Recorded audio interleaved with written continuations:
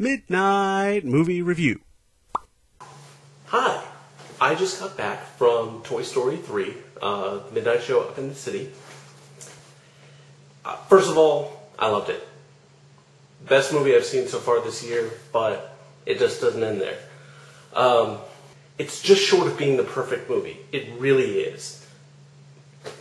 It does everything right all throughout. There's one part in the middle where things kind of slow down a little bit.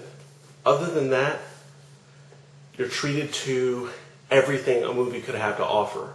You really are. There's the cliche, I laughed, I cried, I did everything. And this movie really does everything. Now, here's the thing. What keeps it from being the perfect movie is that it is so intricately built on the Toy Story 1 and Toy Story 2. You need to have seen both those movies and love them in order to love Toy Story 3. Maybe you could like it without having seen those, but I think it would be really difficult. That said, Toy Story 3 caps off, may not be the perfect movie, but it caps off the perfect trilogy. It really does. It beats Star Wars. Let's face it, Jedi had some problems. Awesome space battle, best battle ever, but it did have some issues there.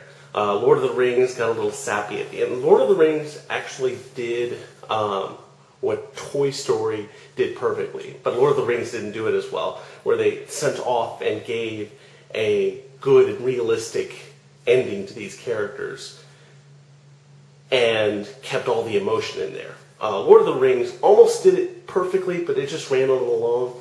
Toy Story 3 does it perfectly.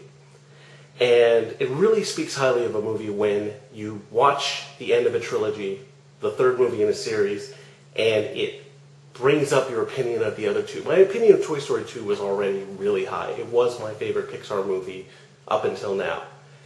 But I had always ranked other movies like The Incredibles and Up and Ratatouille. I had ranked them all ahead of Toy Story 1. I can't do that anymore because Toy Story 1 is part of this tale that spans these three movies, and it does so perfectly. Toy Story 1 introduces you to the characters. Toy Story 2, more adventures. It brings more mature themes to the movie. And Toy Story 3 finishes it out with the perfect ending. So it really speaks highly of a movie when it brings up your opinion of the other ones in the trilogy.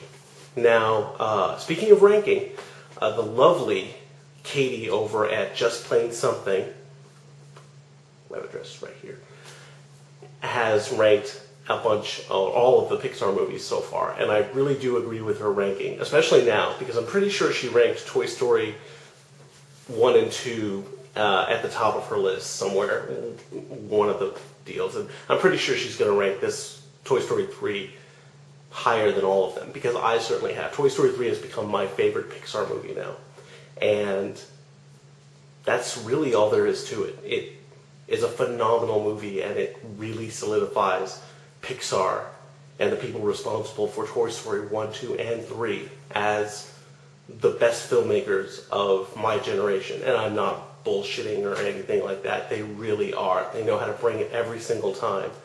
And it floors me that they are able to deliver this high quality with every single movie. And it's kind of funny. I'd actually just gotten a tweet about how, oh yeah, I love every Pixar movie, every one new one comes out and it's the best one. And that wasn't true for a long time.